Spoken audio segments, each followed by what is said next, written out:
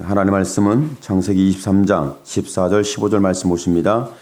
에브론이 아브라함에게 대답하여 가로되 내 주여 내게 들으소서. 땅값은 은 400세겔이나 나와 당신 사이에 어찌 교개하리이까. 당신의 죽은 자를 장사하소서. 아멘.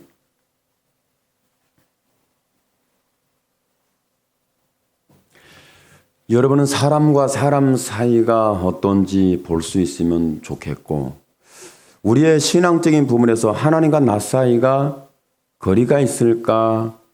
아니면 거리가 사라졌을까? 사람 사이에는 가까우면 가까울수록 좋다고 생각하는데, 실은 가까워지면 우리의 약점을 보고 단점을 보고 부족한 점을 발견하기 시작합니다. 그러다 보면 사람이 가까운 사이가 되면 더 좋을 것 같은데 상처를 받아요. 더 친밀감이 있으면 행복할 것 같은데 가까워지면 친밀감 있게 말을 하면 가볍게 여길 수도 있어요.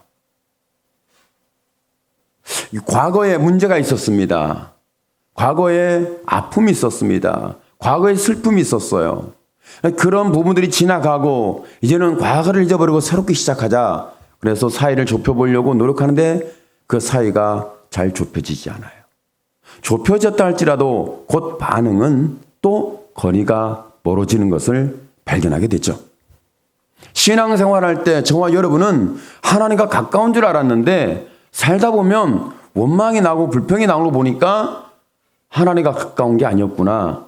이런 상황을 발견하게 되죠. 오늘 성경에 보니까 아브라함이 에브라에 있는 사람하고 헷 족속이라는 사람들하고 그렇게 거리가 있는 것 같지는 않아요.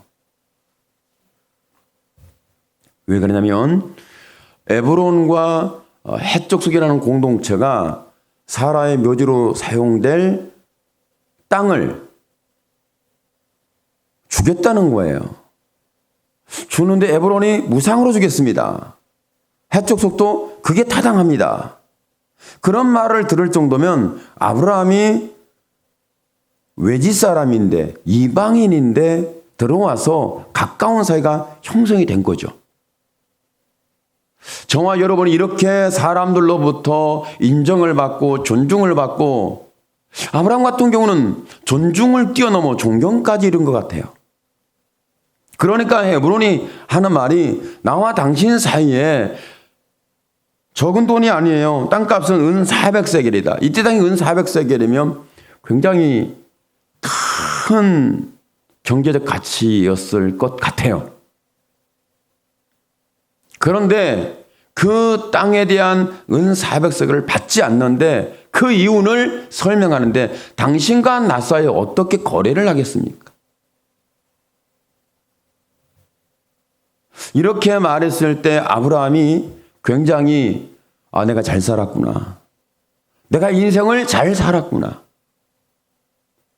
헷 족속으로부터 공동체로부터 인정을 받고 존중을 받고 존경까지 받고 에브로로부터 당신과 나 사이에 은 400세겔에 계산할 수 없는 우리는 관계에 있지 않습니까? 그러면 인생을 잘 산 거죠. 여러분 사람 사이에 당신과 나 사이에 뭐 밥값 정도야. 그건 가볍죠. 혹시 남편과 아내 사이에 더치페이 하나요? 네 밥값 네가 내, 내 밥값 내가 내고. 그렇지는 않겠죠. 가까운 친구 사이에 네 밥값 네가 내고 내 밥값 내가 낸다? 그것도 뭔가 문제가 있는 것처럼 보이잖아요. 그건 밥값은 얼마 되지 않습니다. 근데 땅값을 보면 밥값과 땅값을 얘기하면 좀 문제는 발생하죠. 여러분의 소유된 땅이 은 400세겔이 됩니다. 근데 그 은 400세겔이 되는데 어떤 사람이 그 땅을 사용해야겠어요. 사용의 목적이 생겼어요. 장례식을 치러야 돼요. 자기가 사랑하는 아내를, 자기의 가족을, 자기의 이웃을, 자기의 어떤 혈족을 매장해야 할 묘지, 땅. 그런데 은 400세겔인데 돈을 받지 않고 당신에게 무상으로 주겠습니다. 당신과 나 사이에 어떻게 땅값을 받을 수 있는 그런 관계가 아니잖아요. 이렇게 말할 수 있는 인간 관계가 되고 사람 관계가 됐다면 저와 여러분은 인생을 잘 산 거죠.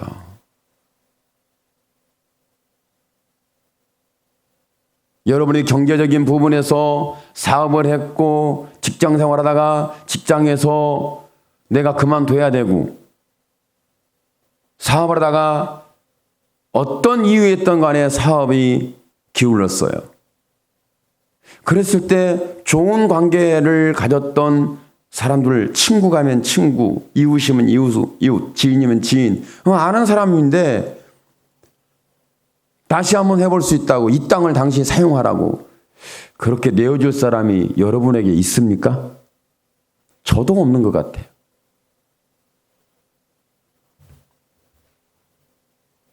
이렇게 형제 사이에도 어렵지만 부모와 자식 사이에 그런 일은 있을 수 있고 부부 사이에는 그럴 수 있겠어요.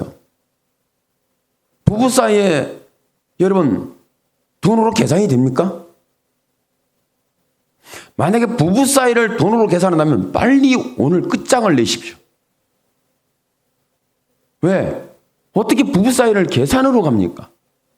아, 이건 좀 적절치 않네. 또 이 말 듣고 이혼하는 사람이 나오면 이건 또 이제 제가 설교를 살리자고 했는데 죽였네요. 아, 큰일 났군.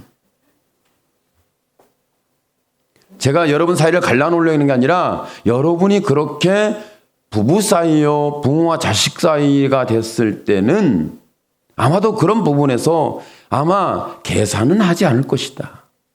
그렇잖아요? 만약 여러분이 계산하는 사이가 된다면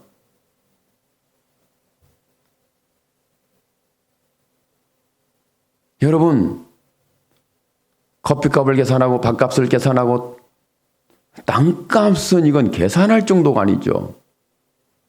법원으로 가서 싸워야 되겠죠. 뭐 이런 상황이 되지 않겠습니까? 그런데 저와 여러분의 인생 사이에서 이렇게 부부 사이처럼 아니면 부모와 자식 사이처럼 계산되지 않는 그런 관계가 가족 관계를 떠나서 있다면 인생을 잘 산 거죠. 아브라함은 인생을 정말 잘 산 거예요. 그렇지 않아요? 이방인인 그가 헷 공동체로부터 인정을 받고 존중과 존경을 받았잖아요. 오늘 저와 여러분이 사는 사이에 사람 사이 관계 속에서 이런 존중과 존경의 역사가 일어나기를 축복합니다. 우리의 신앙을 누가 인정합니까? 우리의 신앙을 누가 존중합니까? 우리의 신앙을 누가 존경합니까? 이 시대는 우리의 신앙을 그렇게 존중하지 않습니다. 인정해주지 않습니다.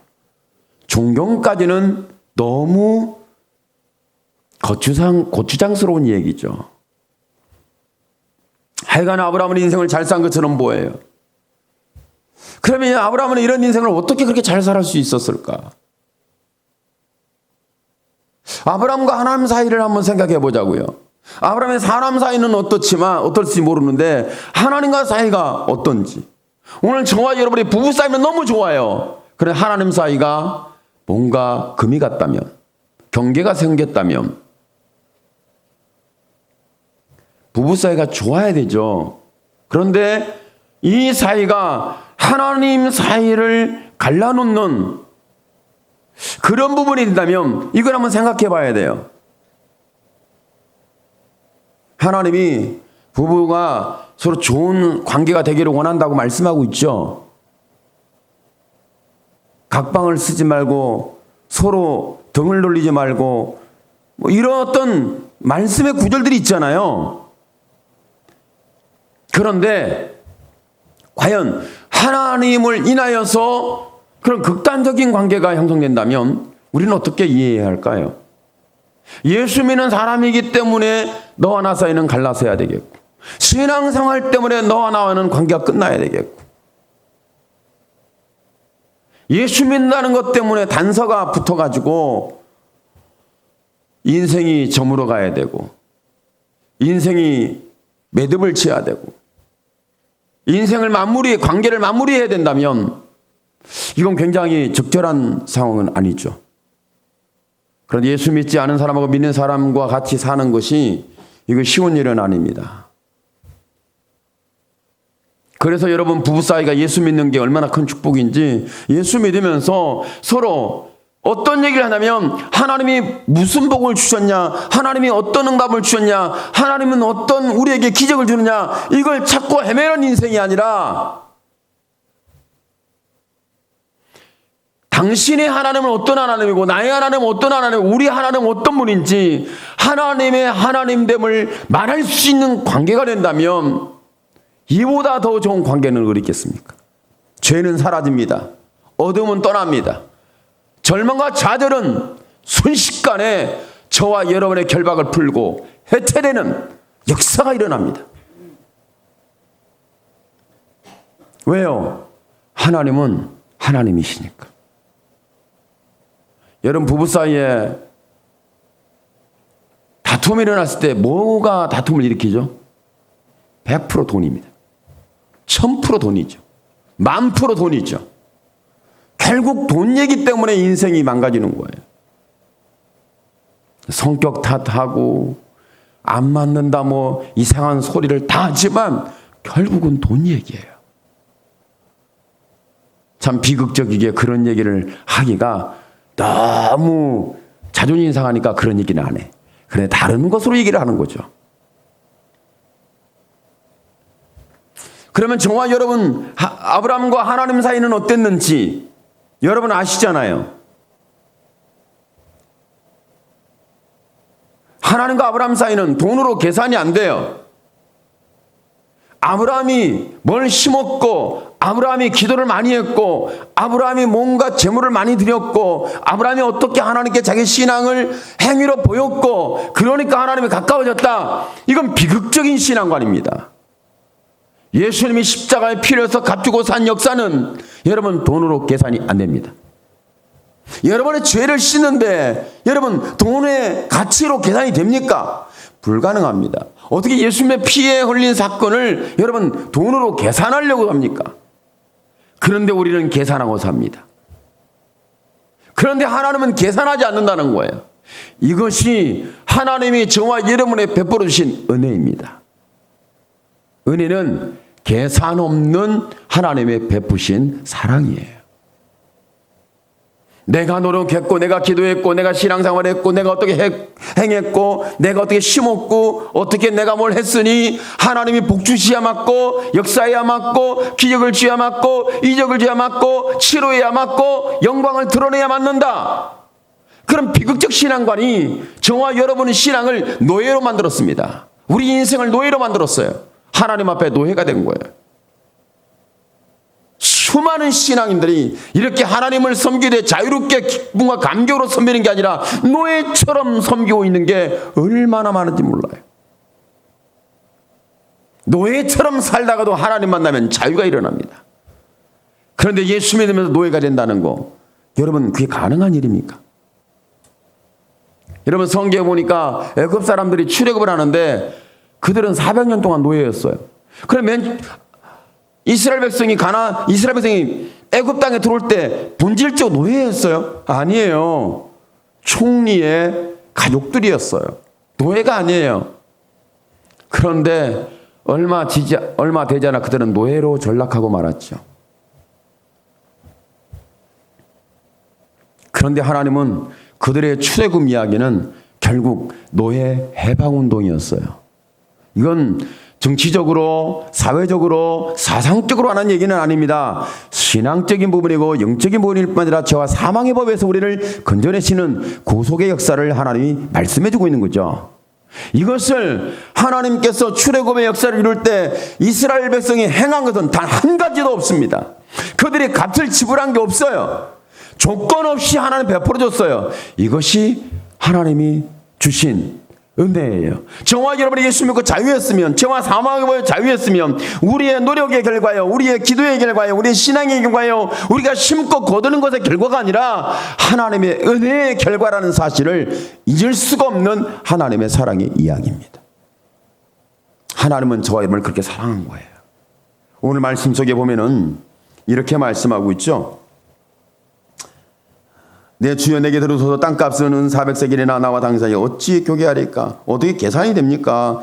당신은 죽은 자를 장사하소서. 당신과 나 사이는 모두 계산이 안 된다. 여러분, 사람과 사람 사이에 계산되지 않는 관계는 참 좋은 관계죠. 하나님과 우리 사이에 좋은 이런 계산이 안 되는 관계가 됐다면 이것은 은혜입니다. 왜 그러냐면 저와 여러분이 알다시피 우리 양심을 들춰보면 계산될 수 없는, 해결될 수 없는, 지워질 수 없는, 풀어낼 수 없는 죄와 사망이 분명히 있다는 사실을 우리는 알거든요. 보게 되거든요. 여러분 그렇지 않아요? 여러분, 사람과 사람 사이에 계산할 수 없는, 계산되지 않는, 계산하지 않는 그런 관계에 있다면 이건 좋은 관계고 좋은 사람이죠. 하나님과 저와 여러분의 계산되지 않는 상황 속에 우리는 가까워졌다. 그럼 여러분의 양심 속에 뭔가 양심이 깨끗하고 행위가 깨끗하고 내 삶이 깨끗하니까 그런 관계가 형성된 게 아니라 이건 은혜의 관계입니다. 믿음 속에 주시는 은혜죠. 만일 저와 여러분이 이와 같은 신앙의 영 속에서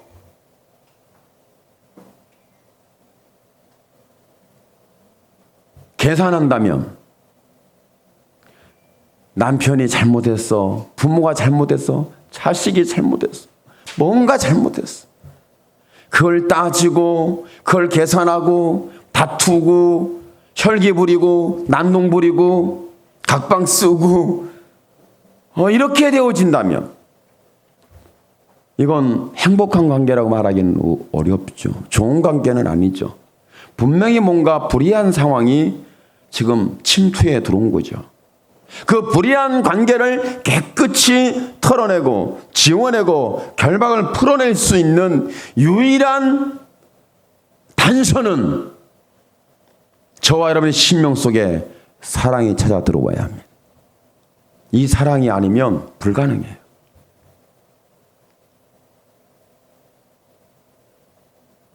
저와 여러분은 지금 죄를 계산하고 있습니까? 의를 계산하고 있습니까? 관계를 계산하고 있습니까? 상황을 계산하고 있습니까? 뭘 계산하고 있습니까? 여러분 자신을 계산을 해보세요. 여러분 자신의 살아온 과거를 계산해 보세요. 여러분의 심령 양심을 계산해 보세요.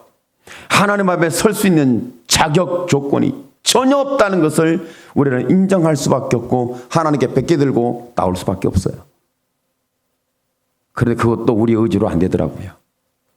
하나님의 사랑이 우리의 마음을 울컥하게 만들었을 때 하나님 앞에 우리가 회개하고 하나님과 사이를 계산하지 않고 나의 행위가 계산될 수 없는 죄인이라는 사실을 깨닫게 되면서 십자가에 필린 예수를 붙들게 되죠.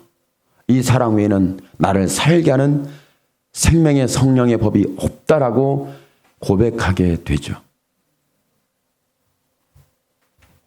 아브라함에게 일어난 사건이 저와 여러분에게 지금 일어난 사건처럼 좋은 관계를 만들고 좋은 사이를 만들고 돈으로 계산되지 않는 그런 사이가 되어야 되는데 세상은 이런 사이가 있느냐 없느냐를 생각하는 것보다 없다라는 부분이 너무 많아요. 뭐 가족 관계 속에는 그런 일은 계산되지 않는 그런 관계가 될 수 있겠죠. 그런데 에브론과 아브람 사이는 해적속과 아브람 사이는 그런 혈통 공동체, 족장 공동체, 그런 가족 공동체 관계는 아니잖아요. 그러면 저와 여러분도 가족 관계 속에서 일어난 일과 아니면 부모와 자식 간의 관계 속에 일어나는 부부 관계 속에 일어나는 일들을 우리가 생각하자는 얘기 아니라 이걸 떠나서 한번 생각해 보자고요.